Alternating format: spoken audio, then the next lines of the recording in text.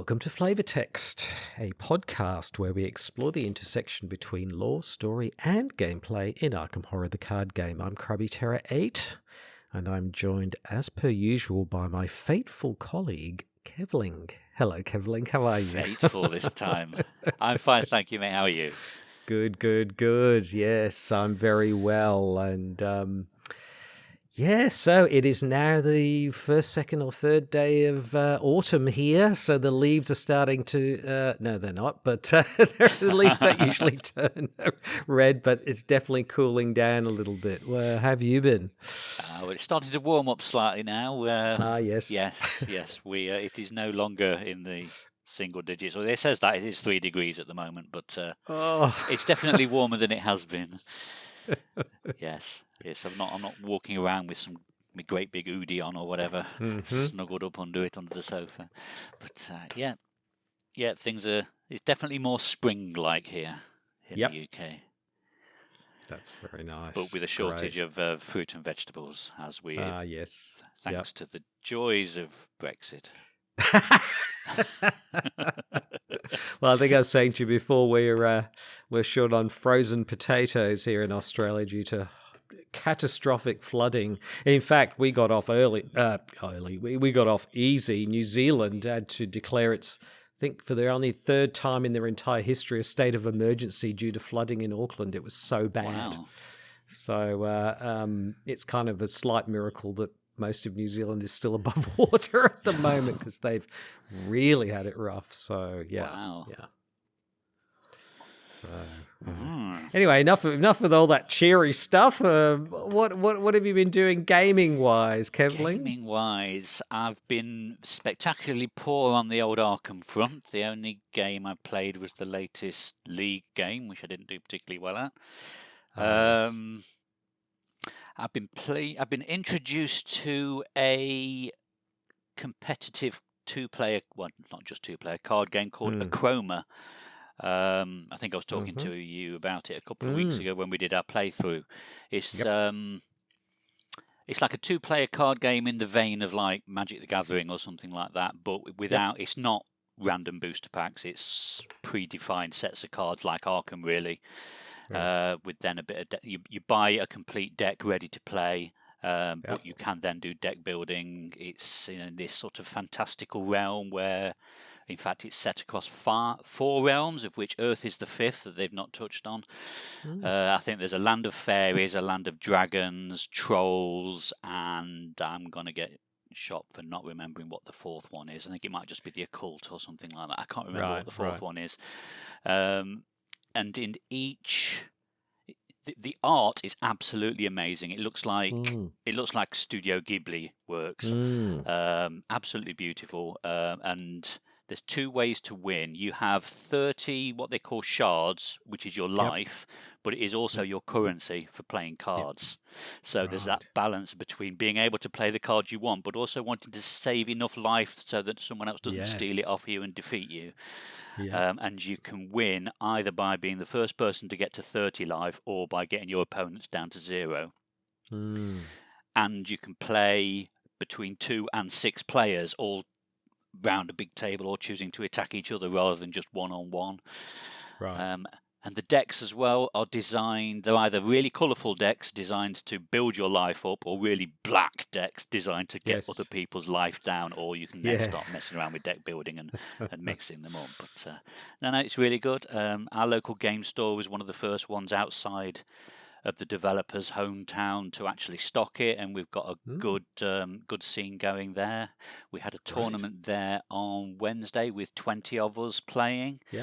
A couple of the developers came up from the south as well to join in. But it's really good. They've got a Kickstarter going on at the moment for their next expansion as well, so it'll probably be finished by the time this podcast goes out. But look it up. It's called Acroma, Achroma. So that's the main thing I've been gaming recently on the tabletop, on the PlayStation. Bit more Elder Scrolls Online. Elder Scrolls, I've even though I've bought every single Destiny thing ever, I haven't bought the new expansion yet, and I've heard Right. it's not great. Okay. I did try and pick it up to at least have a nosy around it yesterday after the update. Had to do the usual PlayStation shuffle of deleting stuff to make room for the 100 gig Yes. upgrade. And then I played the introductory mission and died about 5 times at the end because I am rubbish. And so I just turned it off again. So that's as much as I have had to the new Destiny. Right. What about you? What have you been up to? Oh, yes. So since we still Scarlet Keys, so I think we've done 3 scenarios so far. So at my usual kind of fortnightly Thursday night gaming group. So 3 scenarios, so that's about 18 hours of reading, yes? Yeah. Yes, it's I mean, scenarios are great, but yeah, we found in last time we did it, we spent a whole hour trying to find. I mean, I'm not spoiling anything here, but you're moving around the globe. We all know that, but you can spend an hour just trying to find a scenario before you can start, because you're going to places and there's not always a scenario at a place. And so with 3 of us, we didn't get going till like 7:30, and then it took another 3 hours to do the scenario. So that's the problem. So we've moved to a place where we're trying to kind of do the in-between scenarios during the interim, where we can all read the text, so that when we turn up, you're ready to go. Yeah, ready to go. I mean, if you're playing it solo, it would have, or even maybe a 2-hander, it wouldn't be an issue, because I think scenarios run relatively quickly. But when you're 3-4-hander, you're talking usually a 3-4 hour game, and if you've got to spend an hour getting to the scenario, it's just it is a bit of an issue. So so that. But apart from that, I'm enjoying that. What else I've been playing more of Dark Souls, the card game. I got all of the expansions for that. So there's only 2 expansions, so it's not. It's not like your typical Kickstarter where you've got a stack as high as you. No, I have the board game, which I've never played, and I've got stacks of it in my cupboard because I did the Kickstarter. So I've got like stacks of it, but I've never played it. And apparently, there's a new set of rules because it was a bit clunky, the original. So anyway, but yeah, the card game's great. I got the expansions. I've been playing that a little bit like what you were saying about. Sorry, I forget its name now. The one you were just talking about. Yeah. Your life is your deck. So as you get hit, if you get hit for 3 damage, you've got to, if you don't have an armor, you discard 3 cards, or you take 3 cards from your draw pile. So, and you've only got 40 cards, for example. So, you're constantly balancing out taking damage with playing cards and things like that. So similar like that. So yeah, I'm enjoying it. It's pretty streamlined and pretty easy to play, and so I'm enjoying that. And then apart from that, I'm playing Far Cry 6. I'm about 60% through Far Cry 6. I'm going to try and 100% it, apart from the online stuff. So judging by the expression on your face, is it a bit of a slog? It's a huge slog. Some days I don't mind that. You just tootle around and open treasure chests and, things like that. It's fine. But I'm getting a bit bored of it. I'd like to play something else. And I haven't played the updated version of Demon's Souls on the PS5, so I might do that next. So, excellent. Yes. Good so stuff. That's me. That's what I've been doing. Yeah.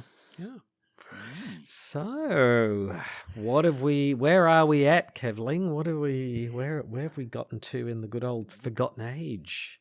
Well, with this being Arkham Horror, we've left the jungle and we are back in Arkham tonight, aren't we? Yes, we are. We're back in civilization, where we won't be, bitten by snakes and chased by lizards. Poison arrows. That's right. Exactly. We're back in the town. Exactly. Yes. With the relic. The relic. Yes. tucked under our arm after playing the previous scenario probably 17 times. Yeah. That's right. And from memory, excuse me. And from memory, in the last one, you had to make this sort of fateful decision about whether you put the relic on public display and allow Alejandro to kind of look at it, or no, you kind of keep it hidden, and Harlan sort of looks after it and keeps it locked away. The sort of the two kind of alternatives, aren't they? That was your decision, wasn't it? If you were successful in getting the relic out, but there was also the other option, whereas if you were killed, Alejandro got the relic anyway. Yes, exactly. If you were killed and there wasn't any other resolution, that's right. Alejandro got it. That's right. It was all very complicated, all that, wasn't it? Yeah. And from memory, the journal is now, we're not in the past anymore. We are in the present. Yes. It's now the beginning rather than the past. The game is about to start now. That's right. It's about to start. The prologue is over. Previously on Arkham Horror. 2 weeks earlier. That's one of my pet peeves, when you start watching a TV program and there'll be something strange happening and then it'll just cut and it go, 2 weeks earlier. You think, oh, come on, why not just start with what happened earlier? That's right. Yes. But we did here. We started with what happened earlier. We worked through the journal, and now we're in the present day. That's right. And so I think there's 2 intros here, which depend. The first intro is where you start, I think. Yes. So because Ichitaka has appeared. That's the other thing that happened in the last one. Is she turned up in a hat, which I can't remember what the hat was called, a chambray hat, Bowman hat, I think it was. That's right. That's right. And so the first intro is: the night passes with Ichitaka resting in your living room. You get no sleep for the remainder of the night, your thoughts drifting between concern and disbelief. Her story is preposterous, but you feel compelled to believe it nonetheless. You know that the relic from the Etzley ruins had some deeper purpose ever since you first laid eyes on it. When you emerge from your bedroom the next morning, your uninvited guest is sitting at your dining room table playing Arkham Horror. At your dining room table, arms crossed tightly across her chest. Her piercing eyes trace your every move like a bird watching its prey. No pleasantries are exchanged. Where is the relic now? Ichitaka asks impatiently. Where have you brought it? You explain that it's safe and in good hands. She shakes her head, her knuckles white with frustration. I assure you it is not. So, yes. Yeah. Yes, and now it branches off, doesn't it, depending on who has the relic at the moment. Yep, that's right. So, yes, so if Alejandro's got it, we go to Introduction 2, but if Harlan's got it, we go to Introduction 3. That's right. And then it branches off into these 2 different directions, and then it sort of comes back again, doesn't it, to then deal with our relationship with Ichitaka. So correct. Yeah, so I'll take intro 2 then. So this is where we either gave the relic to Alejandro or he recovered it himself because we were a bit dead. Setting aside your many questions for the time being, you call your contact at the Miskatonic University Museum. Despite the early hour, Dr. Horowitz should be at her office preparing for the long day ahead of her. The operator connects you after a short delay. Ellie gives you an unusually curt greeting, her voice cracking and unsteady. As soon as you ask about the relic, she scoffs. Not you too. Mr. Wolstead is practically knocking down my office door, and 2 reporters have been harassing me all morning. You ask her what the trouble is, and she lets out a long sigh. Oh, the relic is missing, she explained. None of the security guards know what's happened. 1 minute it was in its display case, the next it was gone. And before you ask, no, Mr. Veller is nowhere to be found. Suddenly she's yelling to another party, "One moment, please, I'm on the telephone." She apologises to you tersely and hangs up a moment later. Sure enough, Alejandro is not answering his telephone, and none of his other associates have seen him since yesterday. Believe me now, Ichitaka asks, rising to her feet and gathering her things.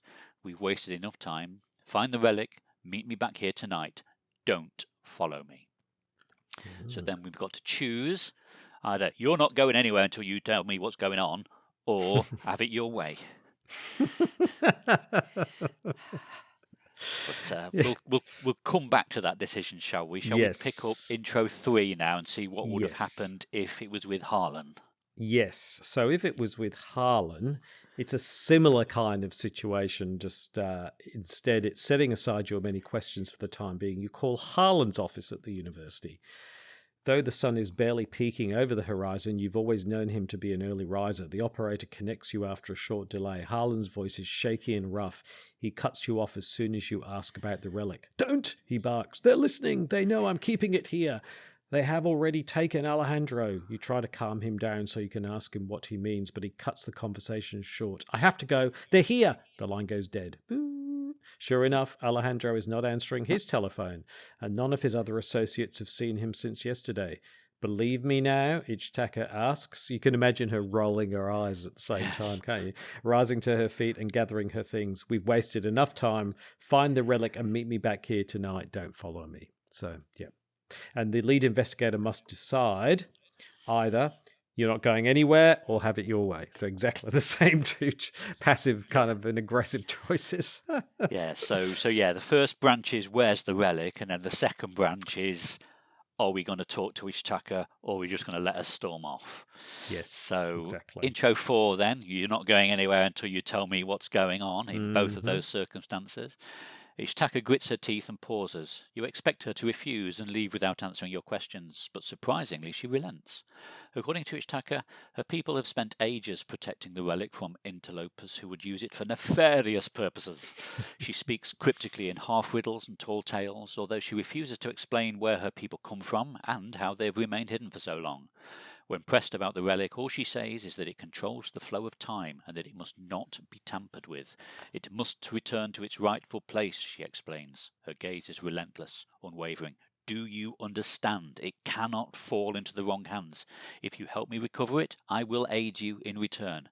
Just promise me you will not use it. So then we remember that we listened to Ichitaka's tale and we had a cultist to the Chaos Bag for the remainder of the campaign. And then that's the end of the intro. We go to set up at that point. Intro 5 is you just let her go. So it says Ichitaka strings her ornately decorated bow with frightening speed and slams your door on her way out. So you remember or you recall that she left without you. Checking the campaign log, investigators gave custody of the relic to Harlan. You proceed to intro 6, otherwise you just skip to the setup.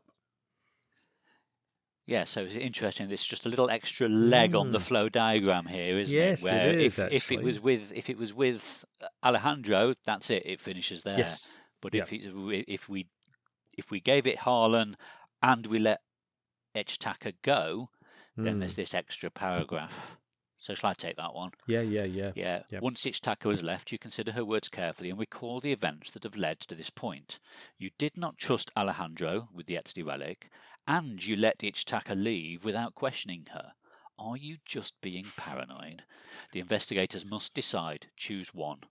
Either we should be wary of them, or maybe I should listen to them after all.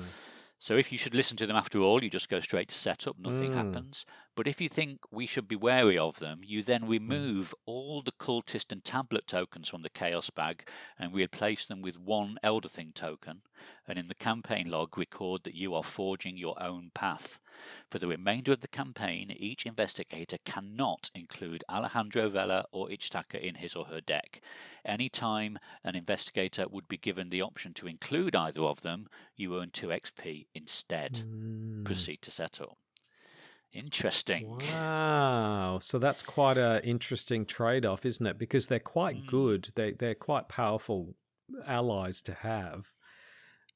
But this trade-off here is basically, well, you're taking all those tokens out and you're getting 2 XP every time you would get them potentially. And I didn't even realize this existed because I've never contemplated the idea of sort of striking out on my own rather than using their, benefits. Yeah. So that's so I guess without that decision, the other decisions are that you've either trusted Alejandro by giving him the relic, or you've trusted Ichitaka to some extent by hearing her story, hearing her out.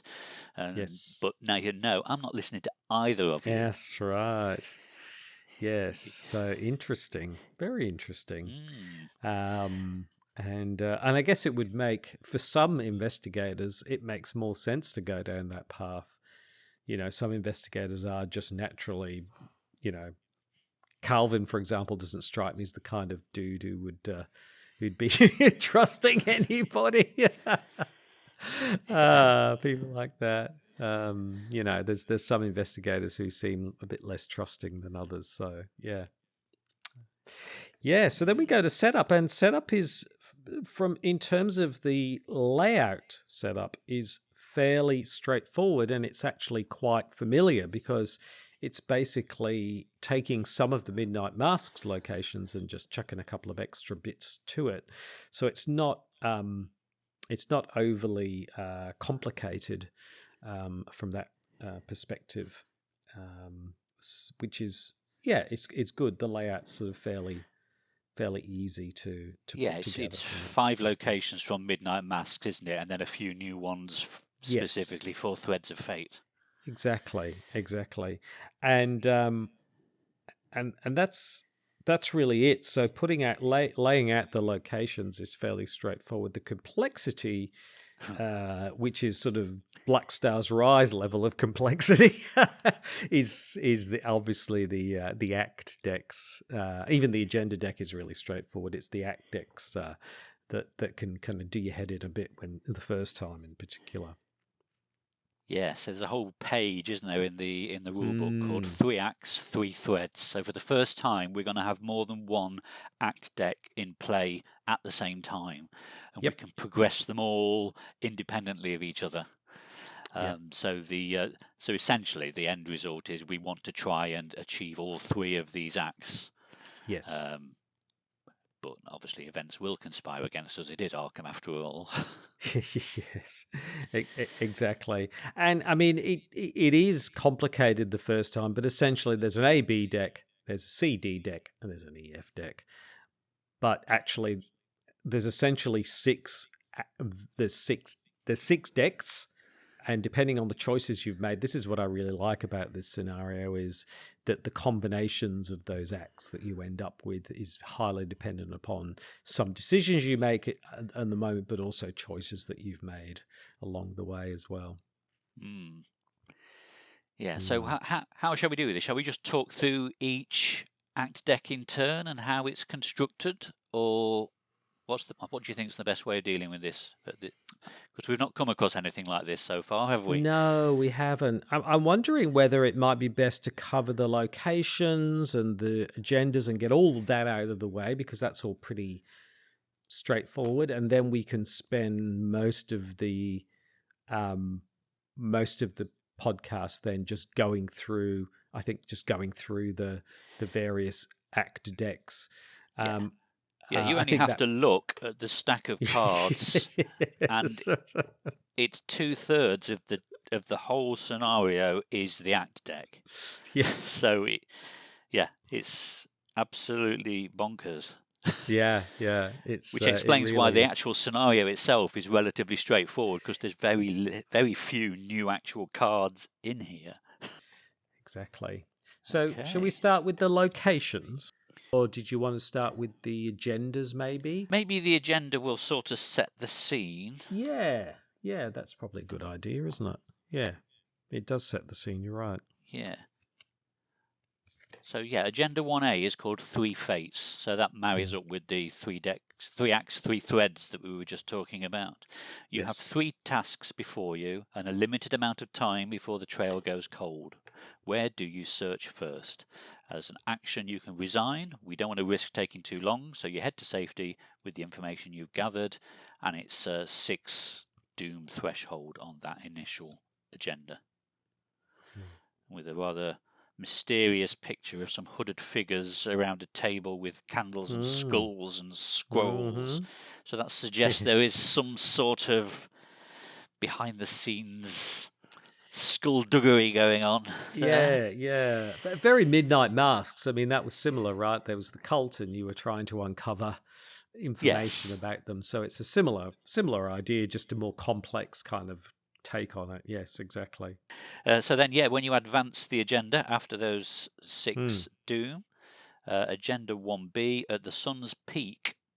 The town is bustling as noon comes and goes. University students travel from class to class. Business people take breaks from their busy office lives. And in East Town, Velma's diner is abuzz with the lunch rush. Despite this veil of normality, the curtain has been lifted. You see this town for what it really is, an endless mire of secrets. So you shuffle the encounter discard pile into the encounter deck. And if there were still all 3 act decks in play, nothing happens. But if there are only 2, then you put a doom on the next agenda when it is revealed. Right. Yep. So do you want to take the next one? Yeah. The next one is called Behind the Curtain. This conspiracy runs much deeper than you had imagined. The more time you spend investigating these mysteries, the more you come to realize they are linked to one another. At the center of these secrets is an enigmatic organization manipulating events behind the scenes. So again, you can resign if you want to. And the B side of this, 2B, is the sun sets. So we've gone from daytime to it's the end of the day. The streets begin to empty as evening approaches. When the office buildings shut their doors, the clubs open theirs, and places both public and hidden from view. In downtown Arkham, the Ward Theatre is well lit and filled to capacity. The surrounding streets, however, are eerily quiet. Only soft footsteps from nearby alleyways hint at any sign of life, and a cold wind whistles through the air. The workday might have ended, but your work is far from over. The figures walking down the street start to fill you with a sense of dread instead of comfort. Shuffle the encounter discard pile into the encounter deck. If there are only 2 act decks in play, place a doom. If there's only 1 act deck in play, put 2 dooms. So if you're moving ahead quite fast, things almost speed up in a way. Yeah, it's like a sense of acceleration there, isn't there? Or you're doing quite well. We're going to take some extra time off you. Yes, that's right. So then that takes us to Agenda 3A, Hidden Entanglements. Who can you trust in this city of lies? Arkham may be safe from the perils of the jungle, but you are far from safe here. Each passing stranger in the dark of night could be a kidnapper, a thief, or a killer. Each glance they send your way could be the last thing you ever see. Again, you've got the same resign action. You've got another 6, doom threshold. And then when this finally advances, night passes. Midnight arrives, but your work is not done. You wander the streets of Arkham for hours, frustrated as the trails you have pursued grow cold over time. When the sun rises, fatigue has wreaked havoc on your body and mind. Each surviving investigator is defeated and suffers a mental trauma, which is nice. Yes. I mean, you can resign before you get of there. Course, yeah. So that kind of thing. But I mean, essentially, you've got 16, you're going to have 15 or 16 turns, really, to kind of get it all done. Yeah. Thereabouts. It's... Yeah, we haven't got Ancient Evils in this one, so you've not got that to worry about. No. So, it's literally just your 6. And there is Doom on cultists at some point, though, isn't there? So you could potentially advance earlier than anticipated. Yes, yeah, you have to keep on top of that, or it'll get away from you pretty fast. You're right. So, but typically you're going to have somewhere between 12 and 14 probably turns, something like that. It's not like Midnight Mass. Midnight Mass is like over in a twinkle of an eye. It's a little bit more generous than that, but yes, that's right. Yes. So that's the agenda. It's basically just marking time as you sort of go through. Yep. Yeah. So if we have a look at the map, then at the locations that we will be working our way through while the agenda is ticking away. Like we said, it's 5 locations from Midnight Masks, a couple of new ones, and then 1 set aside as well. So shall we just take them from left to right across the top? Sure. Yeah, I'll take the Curiosity Shop. Here we are. So Curiosity Shop on the Uncovered is it's connected to Northside. They have to write that on there, don't they? Because they're reusing Northside from a previous scenario, and it's not got the symbol on it for the Curiosity Shop. Exactly. Owned by Oliver Thomas, the self-styled Curiosity Shoppy in Northside is an unusual store. On display in the front window is a collection of odd trinkets, a brass coal scuttle, a perambulator, an antique globe, and a model sailing ship, to name just a few. And of course, these are antique things in 1920, so I guess they stretch back a bit. And if you turn it over, it's got a victory point. It's a 2-shroud location. It's surprising they don't use these locations more often in this game. But anyway, it's two clues per investigator. Northside is connected to the Curiosity Shop. While you're in the Curiosity Shop, reduce the cost of each relic asset you play by 2. I guess there's a connection there. Yes, definitely. And it says, a brass bell clangs as you push open the front door. Inside the shop is dusty and disorganized. Inspecting the unusual wares on display causes the hair on your arms to stand on end. Very nice. And it's a victory point as well. Yes. And I think Curiosity Shop is one of the locations that might be more important later, depending on how the acts unfold. But we'll come to that later. So I'll take the next one, which is Northside, one of the ones from the Midnight Masks. And we haven't done the Midnight Masks on this podcast, so it made sense that we would do them here. So Northside is a commercial district that contains many offices and factories, as well as the train station. So a nice bit of factual information there. So when you reveal it, it's 3 shroud, 2 clues per investigator. As an action, you can spend 5 resources to gain 2 clues from the token pool once per game as a group. In Northside, nothing gets people talking faster than a bit of dough. Yeah, I suppose that's the link to the commercial district and the officers, I guess. Yes. Yes. And again, that's another victory point location. Awesome. What's next one? Is it? Got downtown next across the top. Yes, downtown. Here we go. So the unrevealed side says the downtown area of Arkham is filled with government buildings, including City Hall, the First Bank of Arkham, Independence Square, and Arkham Asylum can also be found in this area. It is the busiest district in the city. And the flip side is the First Bank of Arkham downtown. It's a 3-shroud, 1 clue per investigator location, and it has a action. Gain 3 resources, limit once per game. We'll call this a loan in inverted commas. Brilliant. I like that. Yes. Next we have East Town. The East Town neighbourhood, situated on the northern banks of the Miskatonic River, contains lower-class housing, the Arkham Police Station, and popular eateries like Velma's Diner. So that's quite interesting that they're referencing Velma's Diner there on a Midnight Masks card, but we actually don't get the location until this scenario. No, that's right. Like 3 cycles later. Yeah. I do like it when they do a bit of foreshadowing like that, or forward planning, or whatever you want to call it. Okay, and on the revealed side, it's 2 shroud, 1 clue per investigator, and while you're at East Town, reduce the cost of each ally asset you play by 2.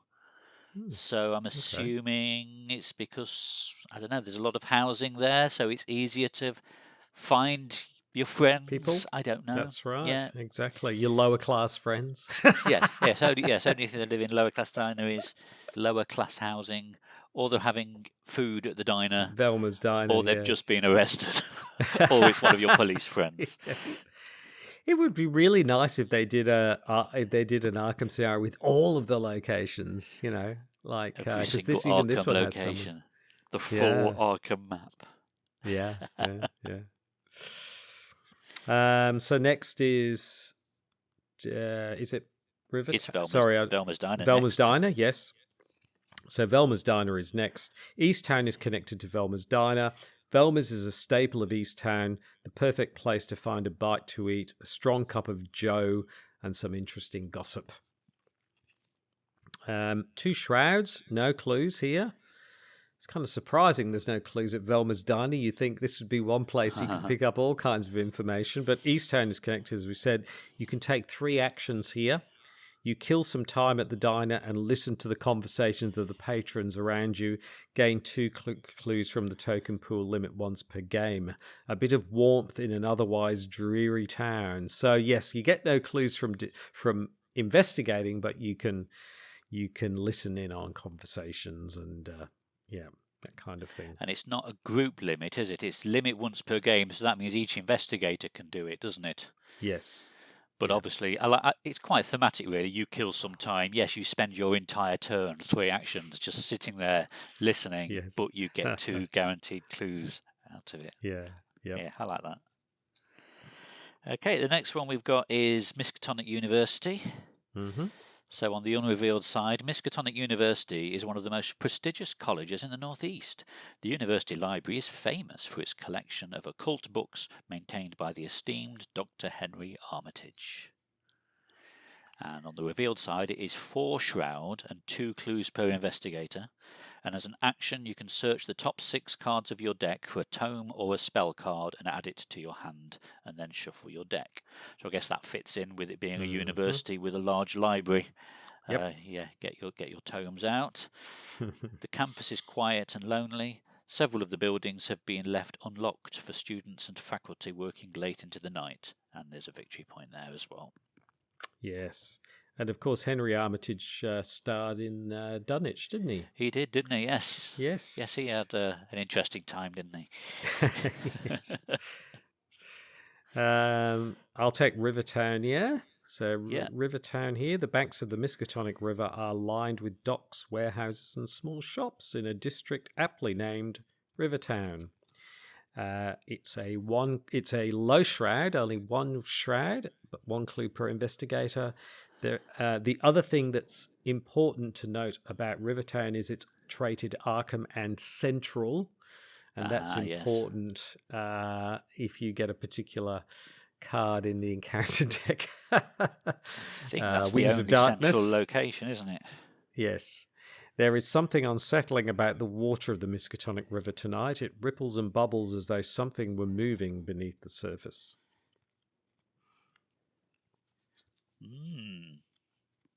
Little bit of dread there. Yes.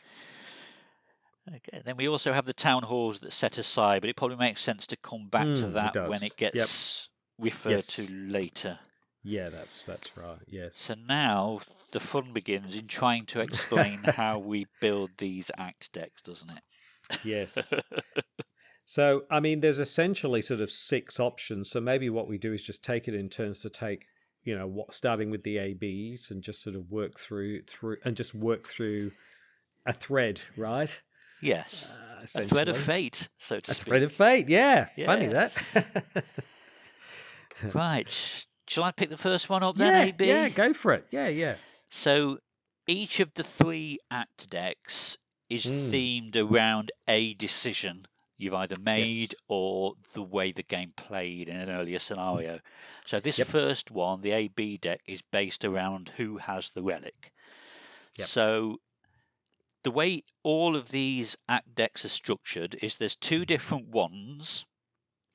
There's 4 different 2s, depending on which of the ones you pick, and then it's one of them at random.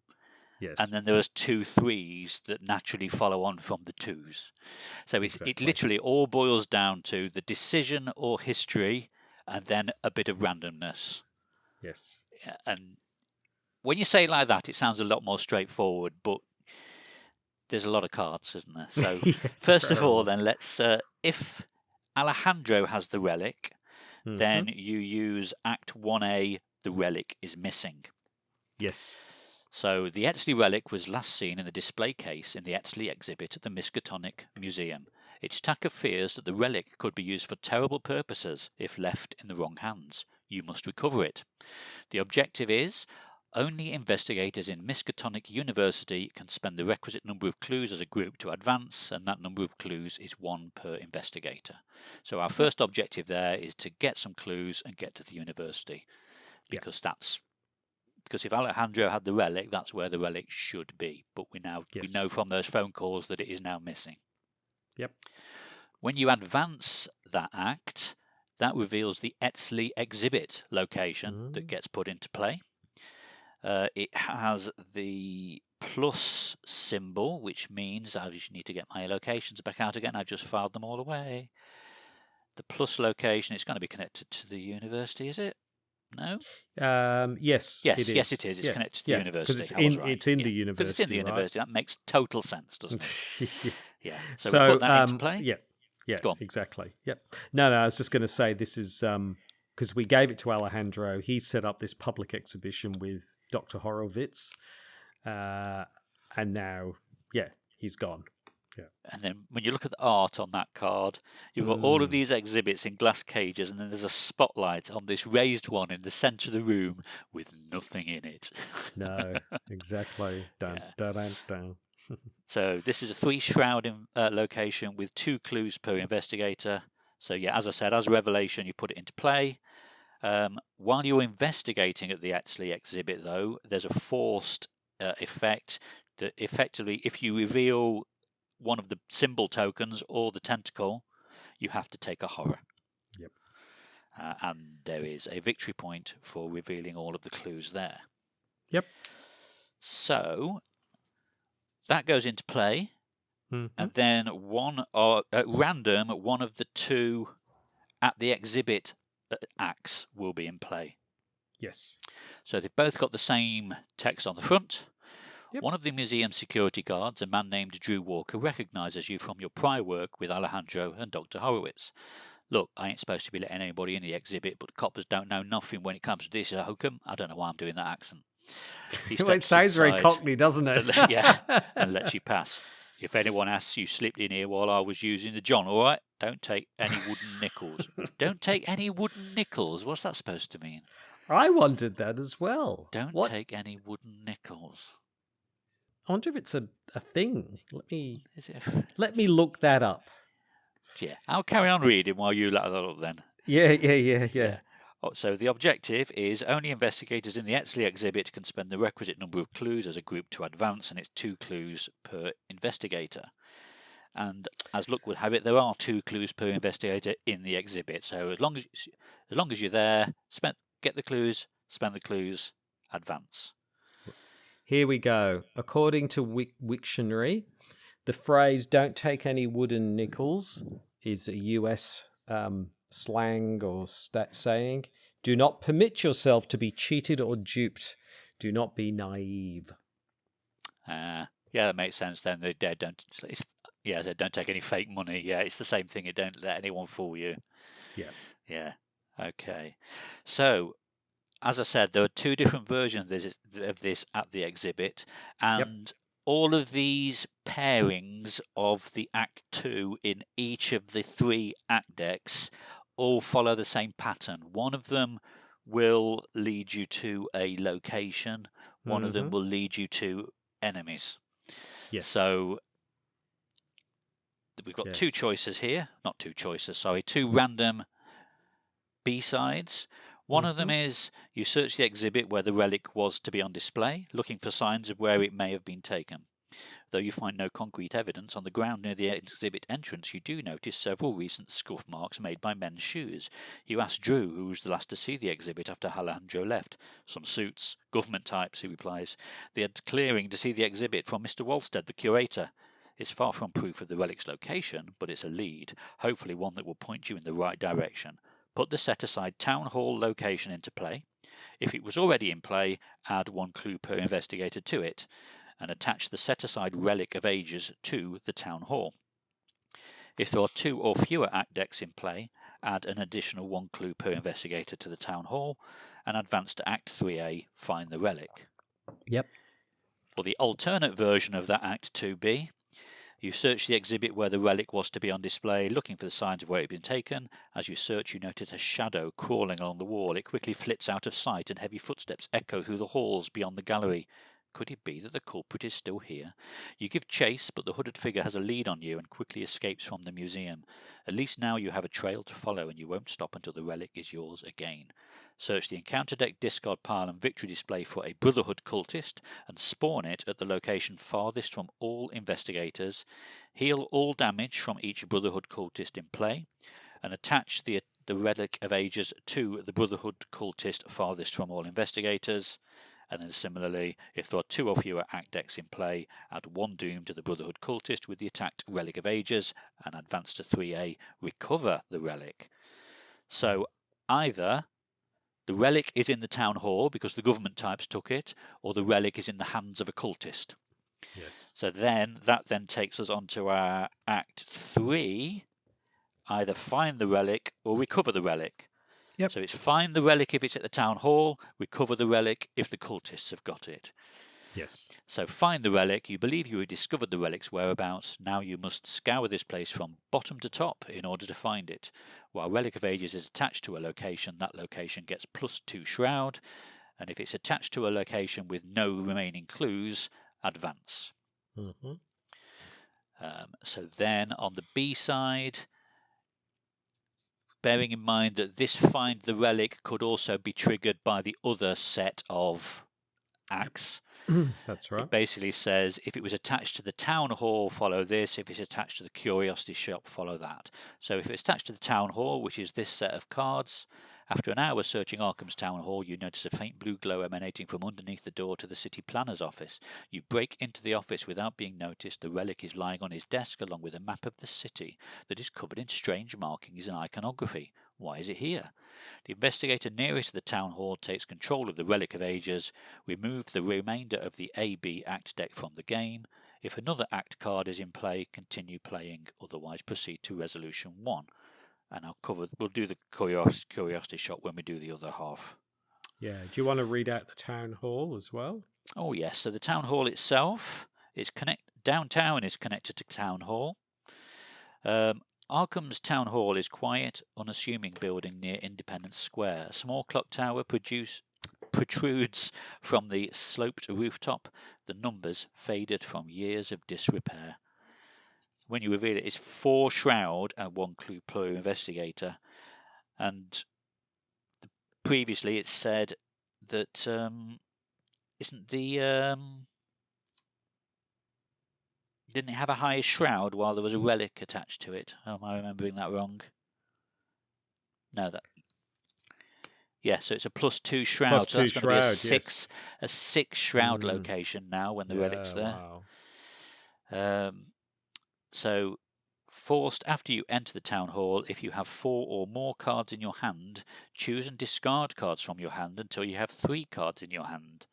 I'm not quite sure how that thematically fits with being in the town hall. No. Don't know. No, hard one, that one. So yeah. And then we find out that the town hall is being, used for nefarious purposes. It's sort of a hotbed of intrigue. That's part of the theme. Seems to be located in the town hall, which is connected to the Black Cave. So it's perhaps that you're sort of on the back foot in a sense because you're in a place where there's a lot of sort of nasty stuff going on. Maybe that would make sense. Yeah. Yes. And then the other Act 3A, recover the relic. You've discovered who is carrying the relic. In this case, it was the Brotherhood cultist. Now you must secure it from them, whatever the cost.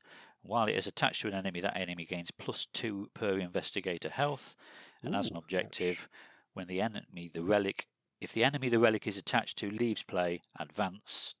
And when you advance, if the relic was attached to a Brotherhood cultist, as the robed figure collapses, the relic falls out of his cloak, clattering to the ground and rolling to a stop nearby. It is pulsing with an odd glow, as though it is aware it is being searched for. The investigator nearest to the Brotherhood cultist's location takes control of the Relic of Ages. Remove the remainder of the AB Act from the game. If another Act card is in play, continue playing, otherwise proceed to R1. And my voice is about to give up just having done one half of the AB deck. Do you want to take the other half if Harlan I will had take the... Yeah, absolutely. Yeah, because then that's a natural pairing then for each set of decks. Exactly. And like we were explaining before, you only get 3 of these and you can do them in any order at any time. You don't have to do them in a particular order. But you're either going to get the Alejandro one or you're going to get this one depending on who you've entrusted with the relic. So if you entrusted Harlan with the relic, you got the Harlan version. So you start with Harlan is in danger. This is Act 1A. Harlan has custody of the relic, but he believes he's being followed. The last time you heard from him, he was at the office at the university. So only investigators at Miskatonic University can spend the requisite number of clues as a group to advance. It's 2 clues per investigator. So again, like with the other one, you are going to, if you want to do this one, you're going to go to Miskatonic University as a starting point, which is a fairly high shroud there, but you could go there. And if you do that, then you immediately get Harlan Ernstone. The bystander version of him. That's important. He is a historical theorist, whatever that is.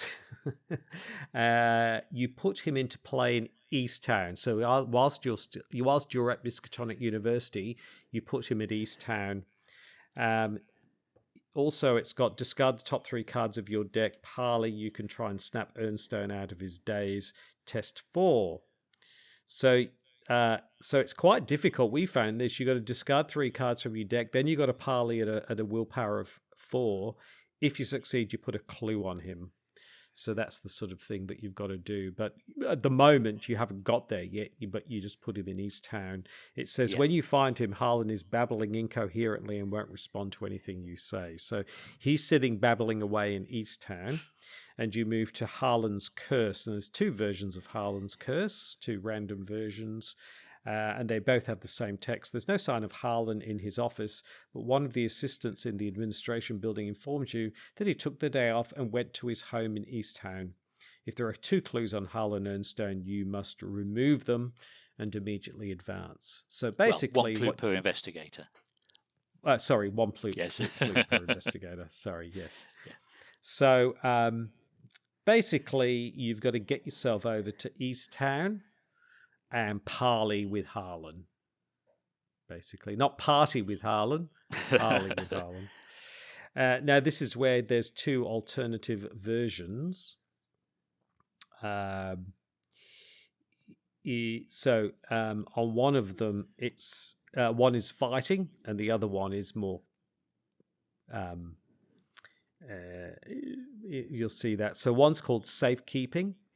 So if you manage to get the parley with Harlan twice and you've got the 2 clues on him, then Harlan finally snaps out of his daze, returning to his normal self. He tells you that he was accosted by several figures in brown robes who asked him where he'd hidden the relic. They used some kind of hypnotism to pry the knowledge from him by force. He had no choice but to tell them the truth, that he'd brought the relic to the curiosity shop and gave it to one of his associates. If you make haste, perhaps you could reach the relic before the brown-robed figures do. So attach the set-aside Relic of Ages to the curiosity shop. If there are 2 of you decks in play, search the encounter deck for 1 acolyte. 2 acolytes instead if there are 3 to 4 investigators. Spawn each search for acolyte in the curiosity shop, probably with a doom on them, and then you move to find the relic. So then you've got to race over to the curiosity shop. So you've gone Miskatonic University, over to East Town, spoken to Harlan, and then off to the curiosity shop. The other version, and I think we got that one. That's the one we had. Yes, that's the one we had, yeah. Yes. Once you put the 2 clues on Harlan, you flip it and Harlan becomes an enemy. So he becomes Harlan Ernstone, crazed by the curse. Humanoid, cursed, and elite. Revelation switched this card with the bystander version of Harlan Ernstone, removing that version from the game. Attach the set-aside Relic of Ages to Harlan Ernstone. So even though you've got a fight, it's a bit more efficient because he's got it rather than it being off in the curiosity shop. Yes. Then after you successfully evade Harlan Ernstone by 3 or more, add him to the victory display. Oh, okay. So you don't have to fight him. You can just evade him, right? Yes. Yeah. Afflicted by but a strange evade him curse. really, really well by 3 or more, and he's already a 3. Yes, correct. So you've got 2 choices there. Afflicted by a strange curse, Harlan suddenly attacks, and he's a victory point. So there we go.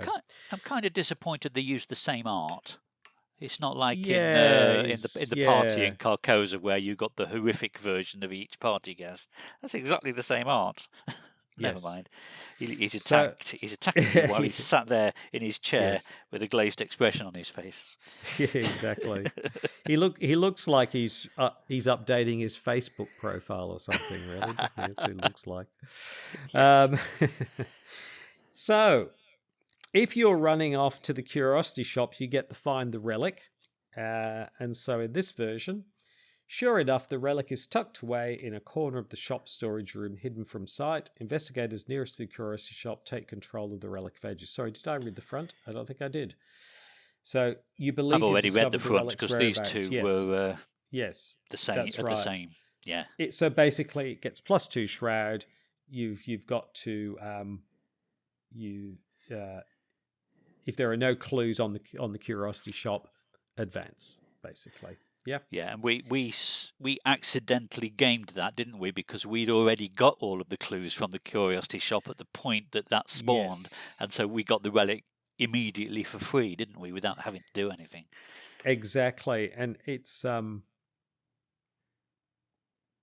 sometimes, like with some of the others, it says add extra clues, like the town hall, but this one, but it didn't do it because yeah, exactly. Yeah, because I think the town hall gets used for multiple purposes in this scenario, whereas Correct. the curiosity shop only is for this. Exactly. So if you do that, you find it and you take control of it, and that's done. Yeah, that's done. And you either finish the game, or if you've still got Act X in play, you move on to another one. But like I said, in reality, you might split up if there's more of you and do 2 at the same time, or you might start one and then go back to. There's all kinds of ways you can do it. It's very flexible. And then the other one is, if you fight Harlan, you end up with Recover the Relic, which again is while the relic is attached to an enemy, it gets +2 health. So Harlan Earnstone goes from 2 to 4. He's got 4 health. And if he leaves play, then you get this. So Harlan snaps out of his daze and collapses, holding his head in pain. What was I? His eyes widen as he realizes that what he has done. He pulls the relic out of his coat, offering it to you. Take it, he says. You can keep it safer than I can. And therefore you get control of the relic. So those are the two. Either you're running around the board, going to East Town and Curiosity Shop, or you're fighting Harlan, essentially, for it. Yes. Basically. Yeah. So that's the ABs. Okay. So moving on to the CD deck. This is all about where Alejandro was. So the first one was about where the relic is. This one is about where Alejandro is. Yep. So as part of the setup, you have to make a decision as to whether you want to go to the police about the missing Alejandro or not. So if I just quickly duck back to the 3 Act 3 the 3 Acts 3 thread. It doesn't roll off the tongue, does it? Yeah, so the investigators must choose one of the following options. If you wish to go to the police to inform them about Alejandro's disappearance, or if you wish to look for Alejandro on your own. Yep. So if you want to go to the police, you use Act 1C, Missing Persons. Yep. So suspecting foul play, you've decided to go to the police to enlist their help in searching for Alejandro. And as an objective, you need to be in East Town and spend 1 clue per investigator as a group. Yep.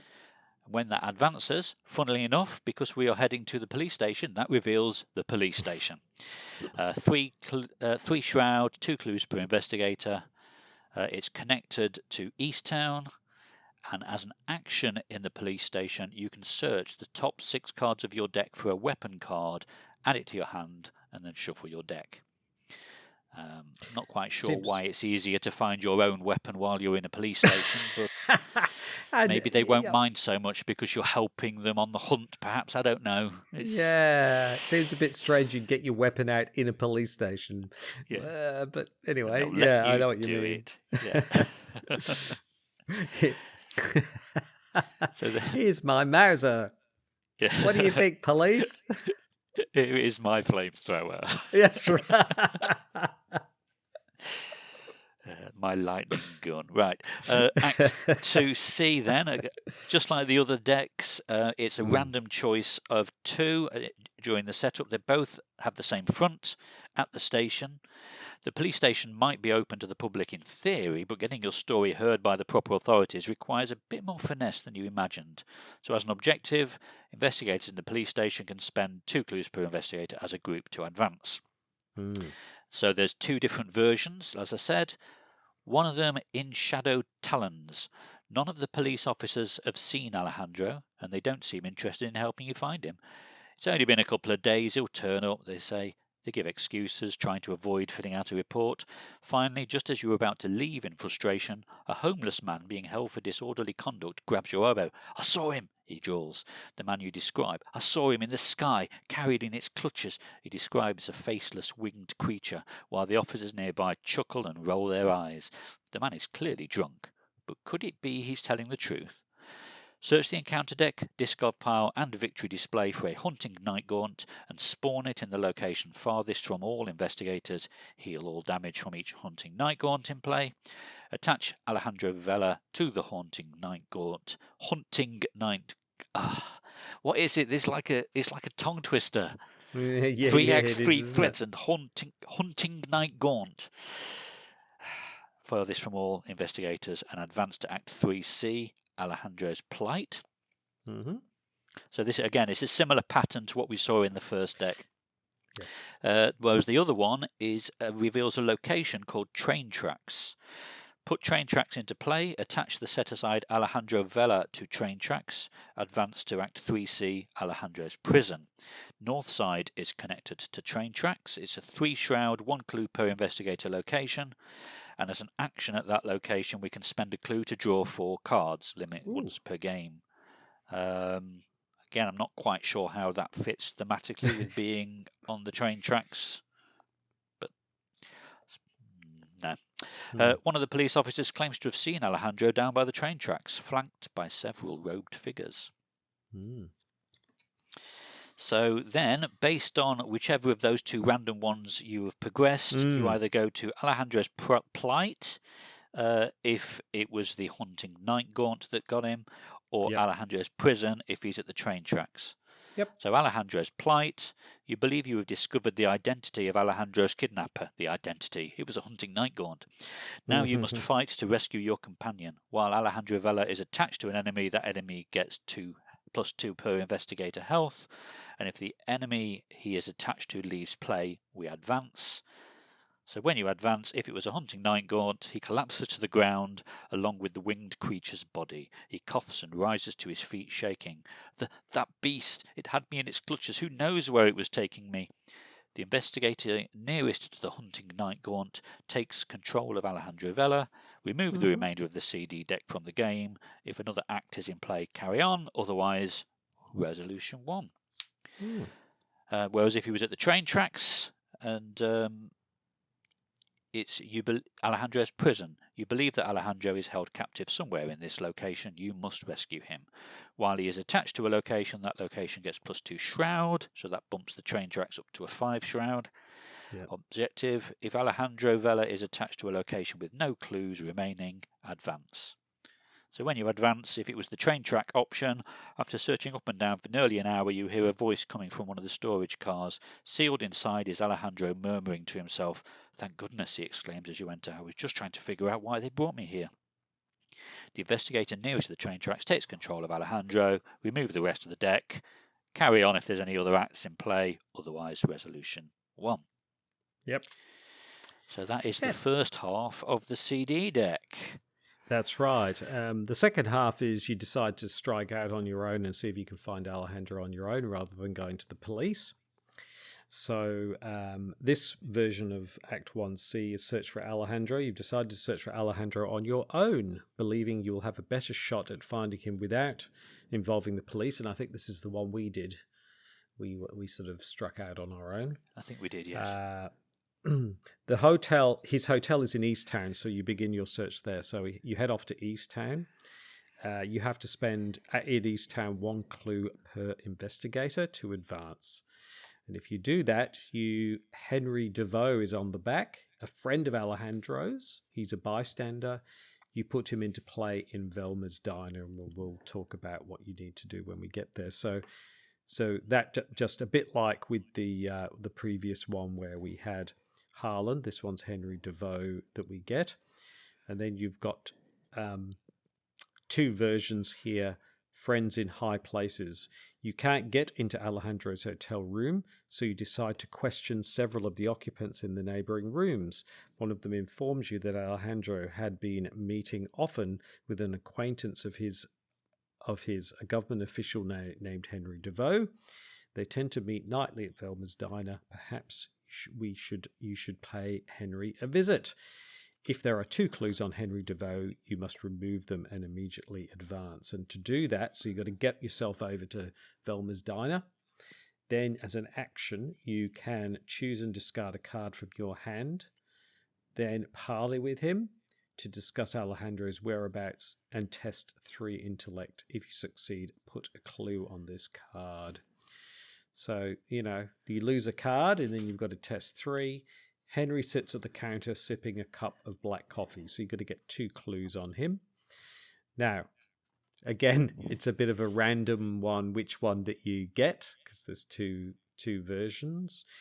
You either get the Henry DeVoe enemy or Henry's information. So we start with Henry's information. Henry looks about anxiously, then leans forward and speaks in a hushed tone. All right, listen, I work downtown as an assistant to the city planner. He's a bit of a funny bird, quiet type, big ideas, likes to hole up in his office for hours at a time. He rubs his hands together nervously. Don't know why he and Alejandro would ever be in the same room without my knowing, but last time I saw Alejandro, that's right where he was, walking down the hall with my boss, flanked by a couple of intimidating fellas in black suits. He gets up and puts on his coat, leaving 2 quarters on the table. You didn't hear this from me, he insists before departing. Put the set-aside town hall location into play and put Alejandro Vela in the town hall, and then you get Alejandro's prison, which is like the train tracks, right? But Yes. in this case, you go to the town hall and you manage to slip into the basement of the town hall without being spotted. You find Alejandro in one of the basement offices. He isn't restrained, but he's overjoyed to see you. Thank goodness they brought me here by force, though I don't know why. So to do that, you've got to go to the town hall. It gets +2 shroud, and you've got to get the clues off it, basically. And if you do all of that, then you can remove the rest of the deck. So that's that version. If you get the Henry DeVoe enemy, you then, that Henry DeVoe enemy is called Alejandro's Kidnapper. So he's kidnapped him. He's humanoid conspirator and elite. And it says basically every enemy gets +2 health. So he's 4 fight, 5 health, 2 evade. So you switch this card with the bystander version, like we did with Harlan, remove that from the game, attach, set aside Alejandro Vela to Henry DeVoe. Then you do the plight, and there's a bit of flavor text. Henry claims to know where Alejandro is and leads you out of the diner. As you follow him down a nearby alley, he pulls out a knife and attacks you, and he's got a victory point. So if you defeat Henry DeVoe, if he leaves play, Henry collapses to the ground, exhausted and bloodied. Wait, I'll tell you where to find Alejandro. He gives you an address in Rivertown, and you follow his directions inside the abandoned office building. Now, you don't have to go to Rivertown physically. Just read the text, right? Alejandro is not restrained, but overjoyed to see you. Thank goodness. You have to get me out of here. And again, that's it. You get the CD deck is done, and if there are still act decks, you keep going, and if not, you go to R1. So that's those 2 versions, and that's the one we got. It is, isn't it? Yes, and you can see the pattern already forming, can't you? Each one, each one is a different Act 1, depending on the choice. Then a random pairing that's either a location or an enemy, and then it's the outcome of dealing with that location or enemy. That's right. So the third set then, the EF deck, this is all about Ichitaka and what she's up to. Yes. Oh, sorry, I've got my cat deciding to crawl all over me. There we go. Right. Hilarious. They always Sat do it across my shoulders. when you're concentrating on something else. Always the same, isn't it? Yes, he's got a habit when I'm sat here at work at the moment now, of just coming and just lying on the keyboard. You will pay me attention. Yes. Very cute. So, so the EF deck. So the first choice is that we listened to Ichitaka, in which case we have Act 1E, The Guardian's Inquiry, and then it would be a random choice of the 2E, Strange Relics. Yep. So, 1E, The Guardian's Inquiry. Ichitaka tells you that she saw several Etzli artifacts on sale in the strange shop near the northwestern edge of the city. She wants to head in that direction to investigate further. So only investigators in Northside can spend the requisite number of clues as a group to advance, 1 clue per investigator. And when you reveal it, it's Maria da Silva, wealthy patron, as a bystander. And as a revelation, you put her in the curiosity shop. And as an action, you can spend a resource to parley with her. You chat with her about the artifacts on sale. Test intellect of 3. If you succeed, place a clue on her from the token pool. And a nice little bit of flavour text. Exquisite, aren't they? So then we move on to a random Act 2E, Strange Relics. Both, again, have the same front. Inside the shop, a middle-aged woman wearing the height of fashion inspects the Etzli relics on display with admiration. How did those relics get here? And what does this woman know about all of this? An objective, if there are 1 clue per investigator on her, you remove them and immediately advance.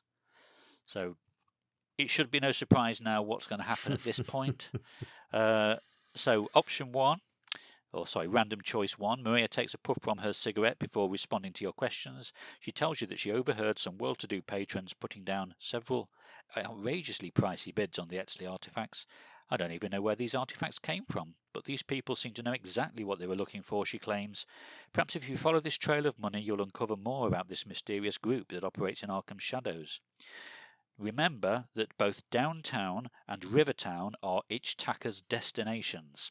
1 at a time in player order, each investigator discards the top card of the encounter deck, and each investigator who discards a treachery card must draw that card. Advance to Act 3E, Strange Occurrences. Or the alternative is that you flip the card and Maria da Silva turns out to be an enemy, with the subtitle Knows More Than She Lets On. She's 3 fight, 4 health, 2 evade, humanoid conspirator elite. As a revelation, switch this card with the bystander version that we just revealed, removing that version from the game, and remember that she is Ichitaka's prey. Advance to Act 3E, the Brotherhood is revealed, and she has retaliate as well. You don't understand what you are meddling in. So that then takes us to Act 3E. So Strange Occurrences is if Ichitaka's destination is Downtown and Rivertown. Ichitaka has found the target of her investigation. The trail of the mysterious cult leads here. A thorough search of the area may reveal more. While you are at any of Ichitaka's destinations, the first treachery you draw from the encounter deck each round gains Surge. Objective. If there are no clues remaining on each of Ichitaka's destinations, advance. So when you advance, if Ichitaka's destinations was Downtown and Rivertown, using information from the bank, you track the bidders to a warehouse in Rivertown. Inside you find a bounty of information about the Etzli relics and Alejandra's expedition. The investigator nearest Rivertown takes control of Ichitaka. Remove the remainder of the deck from the game, and if there's another act in play, carry on. Otherwise, resolution 1. If it revealed that Maria was the enemy, then that is the Brotherhood is revealed. Ichitaka has found the target of her hunt. The mysterious cult has been revealed, but what is their ultimate purpose? Ichitaka's prey gets +1 fight, +1 per investigator health, and +1 evade, while at a location with no clues on it. Objective, if each of Ichitaka's prey is no longer in play, advance. So if Ichitaka's prey was Maria da Silva, you interrogate Maria while the angry Etzli warrior looms over her. Who do you work for? What is your purpose? Maria purses her lips tightly and looks away into the distance. I'll tell you what you need to know. I'll tell you about the Brotherhood. The investigator nearest to Maria da Silva takes control of Ichtaka, so it's all the same. We discard the deck, and if there's nothing else left, resolution 1. Yeah. So what's not explicit for some reason in the text is you are accompanying her. You're going along with her together. Yes. Exactly. So if you don't, if Ichtaka leaves and you don't stop her and ask, not so fast, Ichtaka, tell me more. If you let her leave your house, then you get this version which is Trial of the Huntress. Ichtaka told you not to follow her, though. You can't help but wonder what she's up to. You decide to pursue her as she heads down towards Riverside. So you basically, even though she's an expert huntress, you're able to shadow her and follow her. Objective only investigators in Rivertown can spend the requisite number of clues to advance, 2 clues per investigator. So you're in Rivertown following her. And if you do that, the Black Cave is revealed, which is a 3-shroud, 2 clues per investigator location. Put it into play at the end of your turn. If you're in the Black Cave, you must either take a horror or choose to discard 2 cards from your hand. But it doesn't actually say how it's connected to anything. It's just, although it... Oh, it must be connected to Rivertown, right? It's got the yellow circle on it. So it's connected. So it is connected to Rivertown. Yep.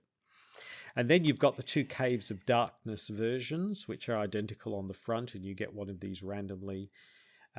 You watch Ichtaka enter the abandoned cave on her own. What is she doing in such a strange place? Only investigators in the Black Cave can spend the requisite number of clues as a group to advance. There must be no clues remaining on the Black Cave in order to advance this act. So that's 2 clues per investigator. And then you get 2 versions here, depending on which are random. So one of them is Embroiled in Battle.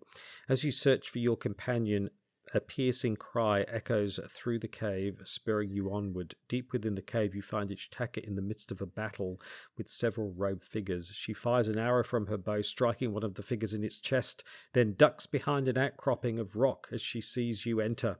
A wave of eldritch energy strikes the place she had been standing moments prior, charring the ground. "What are you doing here?" she yells angrily.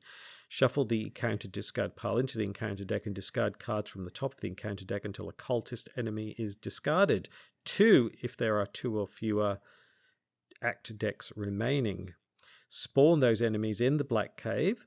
Until the end of the scenario, remember that those enemies are Ichtaka's prey. And then you go to the Brotherhood is revealed, and the Brotherhood is revealed is basically if you... Ichtaka's prey each get +1 fight, +1 health per investigator, +1 evade, while the location has no clues on it, which it must do because you can't go forward unless there are no clues. It made that very specific. Yes. If they've been defeated, then you get the final rogue figure drops to the ground and you breathe a sigh of relief. Ichtaka recovers her arrows and searches the bodies for clues. "Why did you follow me?" she asks accusingly. "No matter. What's done is done. Now to uncover what those cretins knew." So therefore, you get Ichtaka and etc. etc. If you go down the other path, tunnels in the dark, you're in the cave. But in this one, you track Ichtaka through the cave, echoing her movements closely while remaining hidden. She traverses the cavern with the expertise of a natural explorer, discovering paths you hadn't noticed at first. To your surprise, the dark tunnels ramp upwards, taking you close to the surface. You hear Ichtaka open and close something metallic up ahead. When you catch up, you find a heavy iron grate above you, leading into the basement of a building north of the cave's entrance. Put the set-aside Town Hall again location into play if it's not already in play. Remember that the Town Hall is Ichtaka's destination for the remainder of the game. Black Cave and Town Hall are connected to one another. One at a time, player order. Each investigator discards the top card of the encounter deck. Each investigator who discards a treachery must draw that card. Ouch. And then you go to Strange Occurrences, which is basically, if there are no clues remaining, advance on the town hall, and you get, therefore, if you manage to do that, for some reason the tunnel's connected to a hidden passage in the basement of Arkham's town hall. You find Ichtaka in a dark room, browsing through several maps of the city. "What are you doing here?" she asks accusingly. "No matter. You're here now. Help me read these documents and figure out what is going on here." You get Ichtaka. So there's the two versions of that. So there we go. There's all 6. Yes. My voice is Wow. packing up. I don't know about yours. I don't think I've had to read so much on one of these podcasts yet. So it seems like a lot to read through, but the couple of things is, first of all, obviously, you're only doing 3 of them. You're not doing all 6. And the narrative unfolds quite organically and naturally as you play the game. So it's not like you're sitting there reading pages of text. No. It's actually really great. It's actually really great the way that it, that they kind of move on. It kind of feels very natural and dynamic and organic in the way that it actually works. So definitely, yeah. It's one of my favourites in terms of how it's all been structured. It's all very clever. Yes. It's really, really well done. Exactly. Yeah, exactly. So basically, you either get them all done in the allotted time, or you resign, or you get to the end and you haven't, like we did. Yes. But it doesn't really matter, because there's really, even though in this is slightly unusual in that there's really only one resolution, no matter what happens there. That's true. Yeah. It's So if if no resolution was reached, read resolution 1. So that's right. Yeah, but there are different permutations of what happens based on what you manage to accomplish, isn't there? Correct. Yes. Exactly. So resolution 1, you arrive back at your house and take stock of the situation. Your investigation throughout the city has uncovered the existence of a secret cabal within Arkham. From what you can tell, they call themselves the Brotherhood, and they seem to know more about the Etzley relic and Alejandro's previous expedition than even you do. Their methods are secret and furtive, and their motives elude you. Still, however, one piece of vital information has come to light. They seek a place known as the Nexus of Unkay, Ichtaka claims, or Unkai, I don't know how you're supposed to pronounce that. A map of Central America lies on the table before you, marked with the previous expedition's trail. I have heard of this place, but its exact location is not known to me. Once again, your mysterious guide appears to know more than she lets on. With no other leads to follow, you're left with no choice. Once more, you must journey into the uncharted territory in search of answers. But will anyone return this time? So, check which acts were completed during this scenario. That's right. Yeah, exactly. So, if Act 3B was completed, so that is the AB, you completed the AB deck, record in the campaign that we found the missing relic. And if it's not already part of anyone's deck, they can add it. Yes. With the standard rules about it not counting towards deck size.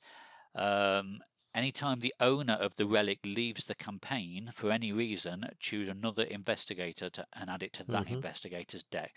So essentially saying that the relic has to stay in the game, even if the investigator dies. But if you didn't complete that deck, record that the relic is missing, and if it was already part of an investigator's deck, because we'd recovered it in the previous scenario, we have to remove it for the remainder of the campaign. Do you want to take the next deck? So yeah, the CD deck. So basically, if you've gotten to the end of the CD deck, so Act 3D, you've rescued Alejandro.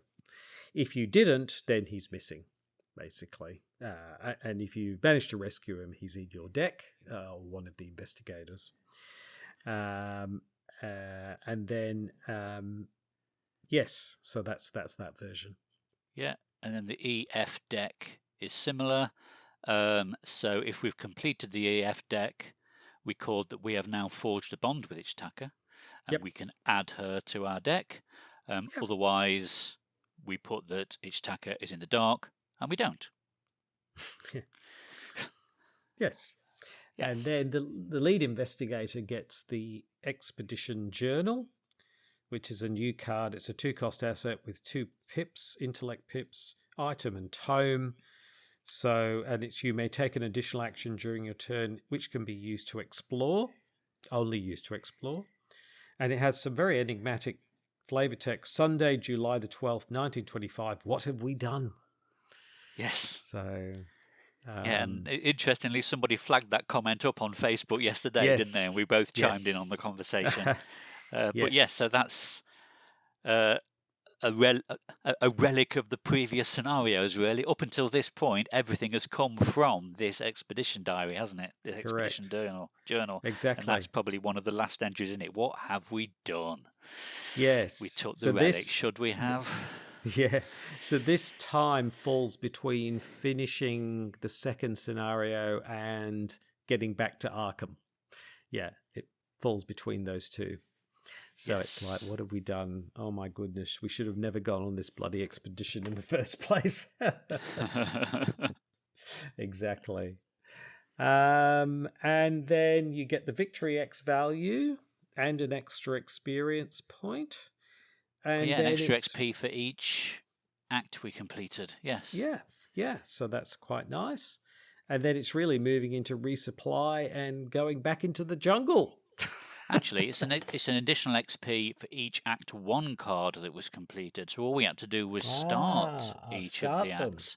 I think I've always read that as completed, but yeah. Yeah. So there you go. And then it's really then just moving to resupply and back into the jungle, which I'm sure for people to the jungle again. Yes. For people who've never played the Forgotten Age, that would be like, no, not again. You just thought you were. Come back, nice, comfy Arkham. It was like putting my slippers on. Back in the Miskatonic University, but no, he's making me go back. I got so much trauma last time. Yeah, exactly. It's like, not again. No, please. Anyway.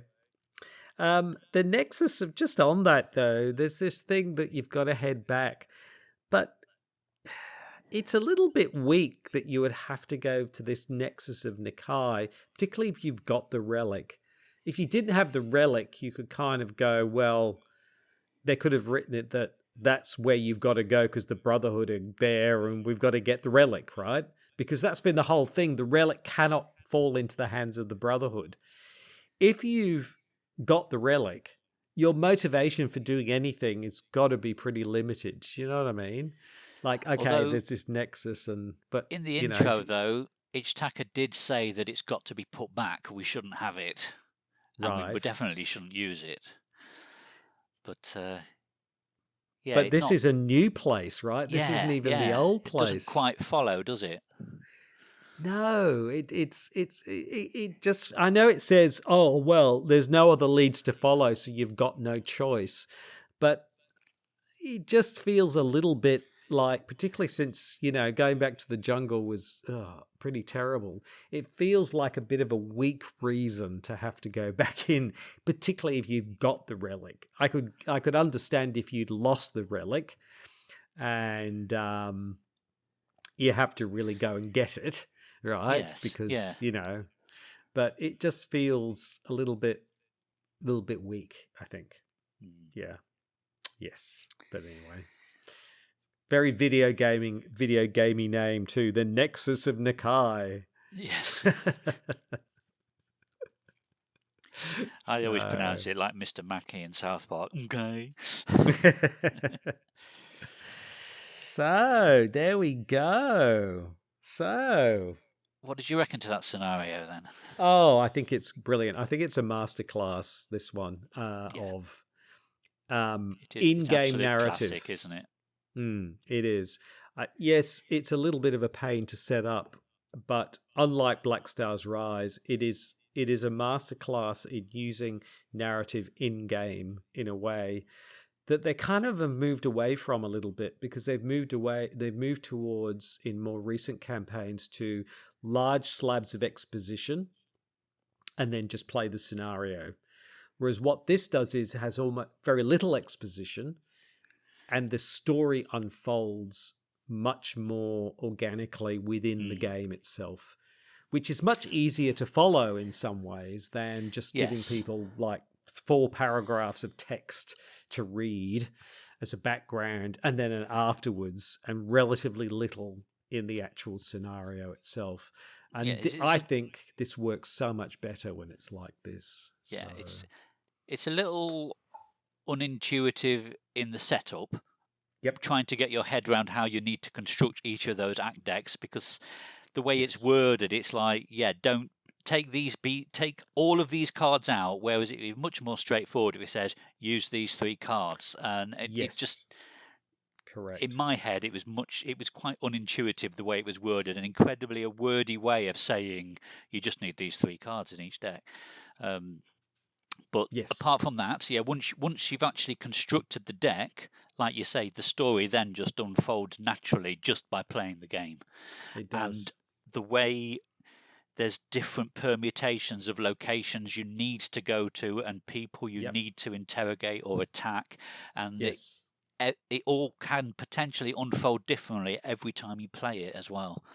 Exactly. And that's even before we talk about the return version, which adds a 4th deck to the game, but we'll cover that later. Doesn't it? Yeah. So, I mean, there's a lot of replayability in this scenario, because you'd have to play it a lot of times before you covered every different combination. Back to your point about the setup, I'm wondering if they'd perhaps, instead of using A, B, C, D, if they'd actually name them. Yes.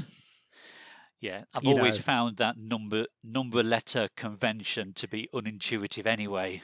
Yes, and it really comes to the fore once you have multiple decks. It does, because you tend to go A, B, C. Okay. Yeah, you'd so think, okay, it's deck 1, deck 2, deck 3, but no, it's deck A, B, deck C, D, deck E, F, because they're the front and backs letters, and So maybe just add an extra encounter card symbol for each of the 3 decks or something. I don't know. But you're I'm right. Not a game designer. But that's the biggest issue with it. But once it's set up, unlike it just Black naturally Stars, flows, doesn't it? It just naturally flows, and that was the criticism we had of Black Stars Rise. Is even though it was complicated to set up, it kind of didn't make a lot of it was hard to work out narratively what was happening, even though you did all this setup with, you could go above or below and all this sort of thing. This one, it just really flows. It's really, really well done from that perspective. A very enjoyable scenario to play. And it's great how flexible it is. Like, you don't have to do one and then the other. You can kind of do a bit of one and then do a bit of another one. And so it's, it's really flexible as well. It's a really great scenario. The direction of travel within the game will always vary as well. It could be that all 3 of those decks lead you to the town hall. It could be that none of them do. That's right. It could be any combination of the above. It's really good. Yeah. I think I've only played it once, but the Murder at the Excelsior Hotel, I think, is a similar kind of thing, right? Yes, it uses like combinations of is it relics and locations that then determine which deck you're playing through effectively. So yes, it's definitely a learning point from this as well. Having that different combinations to give you extra replayability options. Yeah. And it's nice how some of the choices are predetermined based on decisions you've made before, and some you actually make at the time. Are we going to the police station or aren't we? Kind of thing. Yes. In fact, the only one that is from the previous scenario is where the relic is, isn't it? Everything else you decide during setup. If you look at the standalone instructions, it basically says decide where the relic is. Is it with Alejandro or is it with Harlan? And then everything else will flow during the setup, and you make the decisions as you go. Yes. So, I mean, I like the Midnight Masks a lot, and this one is just a more sort of beefed up version of the Midnight Masks. And I think, as a type of scenario, it works really, really, really well. It's great. Yeah, really good. Excellent. Awesome. Fantastic. So it's back to the jungle next time. We'll pick up the resupply point as part of the next podcast, absolutely. shall we? Because this has really been quite a long one with having all of those decks, all of those decks to wade through. Yes. Well, there's one coming up where there's two. There's part 1 and part 2, so we might have to do that as 2 parts. That's true as well. Yeah, but this is it's one of the best scenarios in the whole game, I think. So I think so. Awesome. With you there. Excellent stuff. Awesome. So thank you very much for listening as per usual, and please like, comment, and subscribe. We send us an email and those sorts of things. Now we've got, I think this will go live before our special event, won't it, Kevling? We should maybe mention that. Depends how quick you edit, doesn't it? Oh, I better get on it tomorrow. But yes, we're taking part in the Horrors Without Borders charity live stream, aren't we? On the 17th of March, 18th? I think it is.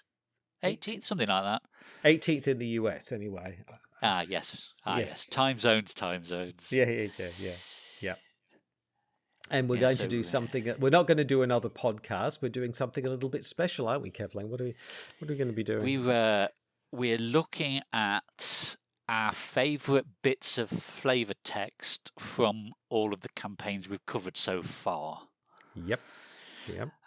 So, yes, it should be something a little bit different anyway. Yeah, bit of fun. Flavour text doesn't get enough love in Arkham Horror, the card game, I think. So we thought we'd do that and pick out our most favourite ones. And so I think we're first. I think. Really? Oh, no pressure. Are we first or last? I think we're first. Well, you're in twice, aren't you? Because you're doing Out of Ammo, Out of Time as well. Yeah. I do one late at night, then I go to bed, and I do one in the morning. It's it's funny how I do things. We might be first then if it's the late at night one, because I'm sure it's down at this sort of time, UK time.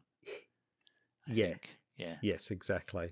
I think if you go to the Great Old Ones Gaming podcast website, there is all the details about Horrors Without Borders. It's a charity live stream event promoting, to raise money for Médecins Sans Frontières, which is an excellent organisation. So yes, very worthwhile as well. So hopefully some of you might dial into that. I sound like I'm 90 years old, don't I? But anyway.